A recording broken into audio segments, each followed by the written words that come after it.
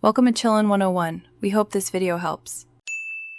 You'll start by getting the signal flowing. Plug your Midi keyboard into the computer or interface, then open your DAW and create a new Midi track. Set the track's input to your keyboard and monitor off if needed. Next, load a drum plugin or drum rack and assign the Midi channel so notes map to drum sounds. Once done, test a few pads or keys and watch the plugin respond. This confirms the basic connection and routing is correct before you move on. Now you'll shape how the keyboard plays drums. Map each key to a drum element inside the plugin, assigning kick, snare, hi-hat, and toms to the notes you prefer. Adjust the velocity curve so soft hits are quiet and hard hits snap. This creates realistic dynamics.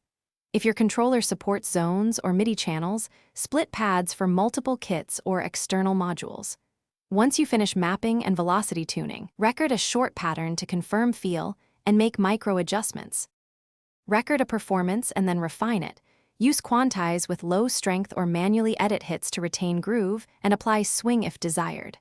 Layer additional samples or replace weak hits, add EQ and compression to glue the kit, and use transient shaping for punch.